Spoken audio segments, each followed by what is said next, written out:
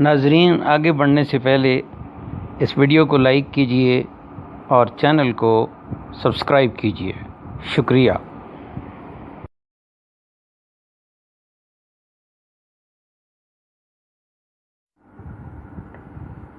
بسم اللہ الرحمن الرحیم۔ سامعین و ناظرین، آج سے ہم ایک نیا سلسلہ شروع کرنے لگے ہیں، اور چونکہ یہ فتنوں کا دور ہے تو احادیث میں آپ صلی اللہ علیہ وسلم نے مختلف پیدا ہونے والے فتنوں کا اپنی کمال شفقت اور مہربانی سے فتنوں کا اپنی امت کو بتا دیا تھا۔ کچھ فتنے ایسے ہیں کہ جو ظاہر ہو چکے ہیں، ظہور پذیر ہو چکے ہیں، جیسا کہ حضرت ابو بکر صدیق رضی اللہ تعالی عنہ کے دور مبارک میں مسلمہ کذاب کا فتنہ تھا، دیگر فتنے، پھر حضرت فاروق اعظم کا دور، پھر حضرت عثمان غنی کا دور، اور حضرت عثمان غنی کی شہادت سے تو فتنوں کا ایک خاص دروازہ کھل گیا۔ پھر مولا علی کے دور میں جو فتنے برپا ہوئے، پھر اس کے بعد ایک طویل سلسلہ چل نکلا۔ تو یہ فتنوں کی پہلی قسم تو وہ ہے کہ جو ظہور میں آ چکے، برپا ہو چکے۔ دوسرے فتنے وہ ہیں جو ہوں گے، جن کے بارے میں آپ صلی اللہ علیہ وسلم نے ارشاد فرمایا۔ تو بحیثیت مسلمان، بحیثیت امت، ہر فرد کو یہ چاہیے کہ وہ احادیث کا مطالعہ کرے، علماء سے احادیث سماعت کرے، خود پڑھنے کی استطاعت ہو تو خود پڑھے، اور فتنوں سے آگاہی حاصل کرے۔ تو اس سلسلے میں ہم آغاز کر رہے ہیں حدیث کی سب سے بڑی کتاب صحیح البخاری۔ قرآن پاک کے بعد احادیث کی جو کتابیں اپنے مقام کے اعتبار سے موجود ہیں، ان میں سب سے بڑا جو مقام ہے وہ امام بخاری کی الجامع الصحیح ہے، جسے عموماً صحیح البخاری کہہ کر پکارا جاتا ہے۔ اس میں سے ہم کتاب الفتن کا آغاز کرنے لگے ہیں۔ کتاب الفتن میں کچھ تو وہی احادیث ہیں جو ان فتنوں کے متعلق ہیں جو برپا ہو چکے ہیں، اور کچھ وہ احادیث ہیں جو ابھی فتنے برپا ہوں گے اور آپ صلی اللہ علیہ وسلم نے ان فتنوں کا علم دیا، خبر دی۔ تو ہم خلاصتاً بیان کریں گے، پھر انشاءاللہ آغاز صحیح البخاری سے ہو رہا ہے، صحیح البخاری کی کتاب الفتن سے، اور بعد میں پھر دیگر کتابوں سے جو کتاب الفتن ہیں، جو فتن کے حوالے سے احادیث ہیں، وہ انشاءاللہ ہم بیان کریں گے۔ تو امام بخاری نے بسم اللہ الرحمن الرحیم عنوان دیا ہے کتاب الفتن کا، کتاب الفتن، بسم اللہ الرحمن الرحیم، باب ما جاء فی قول اللہ تعالی واتقوا فتنۃ لا تصیبن الذین ظلموا منکم خاصۃ وما کان النبی صلی اللہ علیہ وسلم یحذر من الفتن۔ یعنی یہ باب کتاب الفتن میں جو پہلا باب قائم کیا ہے وہ اللہ تعالیٰ کے اس فرمان کے واتقوا فتنۃ لا تصیبن الذین ظلموا منکم خاصۃ، یہ، اور دوسرا اس میں جو آپ صلی اللہ علیہ وسلم نے فتنوں سے ڈرایا، وما کان النبی صلی اللہ علیہ وسلم یحذر من الفتن۔ یہ سورہ انفال کی پہلی آیہ مبارکہ رکھی باب کے عنوان میں، اور دوسرا جو آپ صلی اللہ علیہ وسلم سے جو فتنوں سے آپ ڈراتے تھے اپنے صحابہ کرام کو، وہ کیا، اس میں کیا ڈراتے تھے، کیا روایات تھیں۔ تو اس میں بہت ساری روایات امام بخاری نے اس کتاب میں جمع کر دی ہیں، 100 سے زیادہ روایات ہیں، لیکن جیسا کہ امام بخاری کا طریقہ مقرر روایات لائے ہیں، تو ہم اس کا خلاصہ بیان کریں گے۔ پہلی حدیث پڑھنے سے پہلے فتن فتنتن کی جمع ہے اور فتنت ان کا لفظی معنی آزمائش ہے۔ تو بعد میں پھر یہ کئی معانی میں یہ لفظ استعمال ہونے لگا، عذاب کے معنی میں بھی استعمال ہوا اور اس آیہ کریمہ میں بھی، لیکن اصل اس کا معنی جو ہے وہ آزمائش ہے۔ اس کے بعد عذاب کا بعض آیات میں عذاب کے معنی میں بھی آیا ہے، رسوائی، مشقت اور ناپسندیدہ امور کو بھی فتنہ کا لفظ جو ہے وہ ان کے لیے استعمال کیا گیا ہے۔ تو بنیادی معنی اس کا آزمائش، اور یہ باقی سارے معنی اس کے عذاب کا، رسوائی کا، مشقت کا، ناپسندیدہ امور کا، اور ایسے امور کا کہ جو مشقت میں ڈالیں، مصیبت میں ڈالیں، پریشان کر کے رکھ دیں، جیسا کہ اب دنیا کا یہ دن بدن جو ہے وہ روز بروز حالات خراب ہوتے چلے جا رہے ہیں۔ اس وقت جو ہم گفتگو کر رہے ہیں تو یہ ماہ اگست ہے اور 2019 ہے۔ تو بہت سے فتنوں کا ظہور تو ہم نے اپنی آنکھوں سے ہم دیکھ چکے ہیں، قتل و غارت جو عام ہے، اور دین کے حوالے سے، مذہب کے حوالے سے کتنے فتنہ پسند، فتنہ جو، فتنہ پرست پیدا ہو چکے ہیں جو لوگوں کو آزمائش میں ڈال رہے ہیں، اور سچے مسلمان جو ہیں، سادہ جو مسلمان ہیں، انہیں مختلف قسم کے فتنوں میں یہ ڈال رہے ہیں، پھینک رہے ہیں، ناپسندیدہ امور۔ تو یہ جس میں ایسے کہ مسلمانوں کے لیے وہ اذیت کا باعث ہیں، قتل و غارت بہت زیادہ عام ہو چکی ہے، پھر دین کے اعتبار سے احکام دین کا جو تمسخر اڑایا جا رہا ہے، پھر کچھ آج کل لوگ ایسے پیدا ہو گئے ہیں جو نعوذ باللہ قرآن میں سے غلطیاں نکال رہے ہیں، حدیث میں سے غلطیاں نکال رہے ہیں، کچھ ایسے ہیں کہ جو قرآن کی تفاسیر اپنی منمانی تفسیر کر رہے ہیں، اور تو یہ سارے مختلف وہ فتنے ہیں کہ جن کا آپ صلی اللہ علیہ وسلم نے خبردار کر دیا تھا اپنے غلاموں کو، اپنی امت کو۔ پہلی حدیث جو حضرت اسماء رضی اللہ تعالی عنہ سے مروی ہے کہ آپ صلی اللہ علیہ وسلم نے فرمایا، میں اپنے حوض پر انتظار کروں گا کہ میرے پاس کون آتا ہے، کچھ لوگوں کو میرے سامنے سے پکڑ لیا جائے گا، پس میں کہوں گا کہ میرے امتی، چنانچہ کہا جائے گا کیا آپ انہیں نہیں جانتے کہ یہ الٹے پاؤں پھر گئے تھے؟ ابن ابی ملیکہ نے کہا کہ اے اللہ، ہم الٹے پاؤں پھرنے اور فتنوں میں مبتلا ہونے سے تیری پناہ چاہتے ہیں۔ عربی الفاظ یہ ہیں: حدثنا علی بن عبداللہ حدثنا بشر بن الشری حدثنا نافع بن عمر عن ابن ابی ملیکہ قال قالت اسماء عن النبی صلی اللہ علیہ وسلم قال انا علی حوضی انتظر من یرد علی فیوخذ بناس من دونی فاقول امتی فیقول، اور بعض روایات میں آگے آپ دیکھیں گے اس میں فیقال بھی آتا ہے، یعنی فعل مجہول آتا ہے، فیقول لا تدری مشوا علی القہقرا۔ ترجمہ اس کا پہلے میں نے پڑھ دیا ہے اور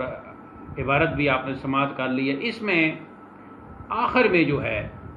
اوپر تو یہ بیان ہے کہ میں حوض کوثر پر جو انتظار کر رہا ہوں گا کہ میرے پاس کون آتا ہے، پھر جب لوگ آئیں گے تو کچھ لوگوں کو پکڑ لیا جائے گا اور انہیں وہاں سے ہٹایا جائے گا، جب میں کہوں گا کہ ایسا کیوں کیا جا رہا ہے، یہ تو میری امت ہے،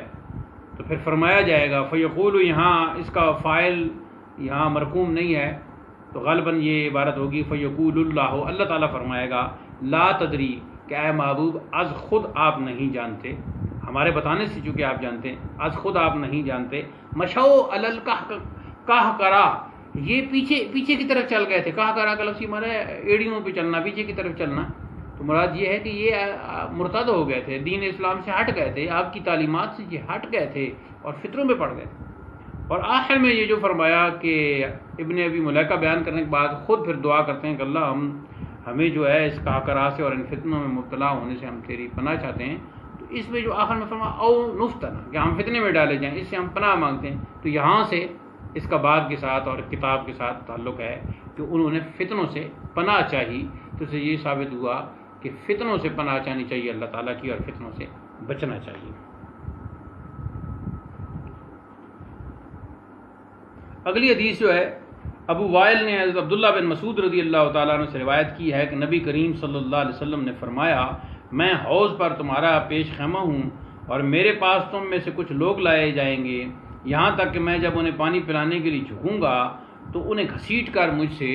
دور کر دیا جائے گا، پس میں عرض کروں گا کہ اے رب میرے ساتھی، یہ تو میرے امتی ہیں، میرے ساتھی ہیں، تو کیوں انہیں گھسیٹ کر پیچھے فرمایا جائے گا کہ کیا تمہیں معلوم نہیں کہ انہوں نے تمہارے بعد کیا نیا راستہ ایجاد کیا؟ یعنی آپ جانتے نہیں ہیں۔ اس میں الفاظ یہ ہے کہ انا فرطکم علی الحوض، فرط جو ہے نا وہ پہلے جانے والے کو کہتے ہیں کہ میں حوض پر پہلے پہنچا ہوں گا، لیرفعن الی رجال منکم، تم میں سے لوگ میری طرف آئیں گے، حتی اذا احویت لاناولہم اختلجوا دونی، جب میں انہیں پانی پلانے کے لیے آگے بڑھوں گا تو اختلجوا دونی یعنی میرے سامنے سے میرے آگے سے انہیں گھسیٹ لیا جائے گا، فاقولو، اور میں کہوں گا اے رب، اے میرے رب، اصحابی، یہ تو میرے اصحاب ہیں، یہ میرے ساتھی ہیں، یعنی میری امت میں شامل یہ لوگ ہیں، یقول لا تدری ما احدثوا بعدک، محبوب آپ آج خود نہیں جانتے کہ آپ کے بعد انہوں نے کیا، ما احدثوا یعنی کیا کیا نئی باتیں اور نئے نئے امور پیدا کر دی تھی، یعنی نئے نئے فتنے انہوں نے بنا لیے تھے۔ اگلی حدیث ابو حازم نے حضرت سہل بن سعد رضی اللہ تعالی عنہ کو، اور انہوں نے نبی کریم صلی اللہ علیہ وسلم کو فرماتے ہوئے سنا کہ میں حوض پر تمہارا پیش خیمہ ہوں، جو اس پر آئے گا وہ اس سے پیے گا، اور جو اس سے پی لے گا تو پھر اسے پیاس محسوس نہیں ہوگی، میرے پاس سے کچھ لوگ گزارے جائیں گے جنہیں میں پہچانتا ہوں اور وہ مجھے پہچانتے ہیں، پھر میرے اور ان کے درمیان پردہ حائل کر دیا جائے گا۔ تو ابو حازم کا بیان ہے کہ مجھ سے نعمان بن ابو عیاش نے سنا کہ میں نے لوگوں سے یہ حدیث بیان کر رہا ہوں، پس انہوں نے کہا کہ کیا آپ نے حضرت سعد سے اسی طرح سنا ہے؟ میں نے کہا ہاں اسی طرح۔ تو انہوں نے کہا کہ میں حضرت ابو سعید خدری رضی اللہ تعالیٰ عنہ کے متعلق گواہی دیتا ہوں کہ میں نے ان کی زبانی اس سے زیادہ سنا ہے، یعنی زیادہ ان سے میں نے تفصیل سنی ہے۔ انہوں نے فرمایا کہ یہ تو میرے ہیں، پس کہا جائے گا، یعنی اللہ تعالیٰ فرمائے گا کہ یہ تو حضور سے فرمائیں گے کہ یہ تو میرے ہیں، تو پھر کہا جائے گا کہ کیا آپ کو نہیں معلوم کہ انہوں نے آپ کے بعد دین میں کیا تبدیلی کی؟ پس میں کہوں گا کہ دور ہوں جنہوں نے میرے بعد دین کو بدل دیا۔ تو حدیث باب کے ساتھ تعلق اس کا آخری الفاظ سے ہے کہ انہوں نے کچھ نئے امور پیدا کر دیے، نئے فتنوں میں وہ پڑ گئے، اپنے پاس ہی انہوں نے وہ امور نکال دیے۔ تو پھر حضور جو ہیں وہ یہاں الفاظ عربی کے یہ ہیں کہ فَأَقُولُ سُحْقًا کا مطلب یہ کہ دور ہو، یعنی ان کے علاقہ لمن بدل بعدی، کہ جنہوں نے میرے بعد تبدیلی کر دی دین میں، قرآن کی تعلیمات میں اور حدیث کی تعلیمات میں۔ تو یہ پہلا باب جو ہے یہاں مکمل ہوا، اور اس میں امام بخاری جو ہیں وہ 3 حدیثیں لائے ہیں۔ اگلا باب قول نبی صلی اللہ علیہ وسلم سترون بعدی امورا تنکرونها، وقال عبداللہ ابن زید قال النبی صلی اللہ علیہ وسلم اصبروا حتی تلقونی علی الحوض۔ باب کا ترجمہ، حضور نے فرمایا کہ عنقریب تم میرے بعد ناپسندیدہ امور دیکھو گے۔ تو یہ ناپسندیدہ امور جو ہیں یہ فتنے ہیں۔ عبداللہ بن زید کا بیان ہے کہ نبی کریم صلی اللہ علیہ وسلم نے فرمایا صبر کرو یہاں تک کہ حوض پر مجھ سے ملاقات کرو۔ تو یہاں جو فتنوں میں آزمائشوں میں ڈال دیا جائے اس کے لیے صبر کا حکم ہے۔ اس باب میں جو امام بخاری حدیث لائے ہیں ان میں سے پہلی حدیث ہم پڑھتے ہیں۔ زید بن وہب نے حضرت عبداللہ بن مسعود رضی اللہ تعالی عنہ سے سنا کہ رسول اللہ صلی اللہ علیہ وسلم نے ہم سے فرمایا تم میرے بعد ترجیح بلا مرجع اور ناپسندیدہ امور دیکھو گے، یعنی ایک وہ کام جو زیادہ جو ترجیح کے قابل ہوگا اسے چھوڑ کر جو کم ترجیح والا ہوگا وہ دیکھو گے، وہ کیا جا رہا ہے۔ دوسرا تم ایسے امور دیکھو گے کہ جو ناپسندیدہ ہیں، یعنی تمہیں فتنوں میں ڈال دیا جائے گا۔ عرض گزار ہوئے کہ یا رسول اللہ ہمیں کیا پھر حکم فرماتے ہیں کہ اگر ہمیں ناپسندیدہ امور ایسے فتنوں میں ایسی آزمائش میں اور ایسے فتنوں میں ہمیں ڈال دیا جائے تو پھر ہمیں کیا کرنا چاہیے؟ یعنی فما تأمرنا یا رسول اللہ، یعنی اے اللہ کے رسول، یا رسول اللہ آپ ہمیں پھر کیا حکم فرماتے ہیں؟ فرمایا کہ ان کا حق انہیں پورا دو اور اپنا حق اللہ تعالیٰ سے طلب کرو۔ تو یہ پھر آپ نے آگے جو ہے وہ ارشاد فرمایا۔ اگلی حدیث ابو رجاء نے حضرت ابن عباس رضی اللہ تعالیٰ عنہ سے روایت کی ہے کہ نبی کریم صلی اللہ علیہ وسلم نے فرمایا، جو اپنے امیر کا ناپسندیدہ عمل دیکھے تو اسے صبر سے کام لینا چاہیے، کیونکہ جو سلطان کی اطاعت سے بالش بھر بھی باہر نکلا وہ جاہلیت کی موت مر گیا۔ ہاں، تو اس میں بھی یہ ہے کہ ناپسندیدہ امور اگر آپ مختلف فتنے ہو گئے ہیں، لیکن آپ جو ہے وہ صبر سے بھی کام لیں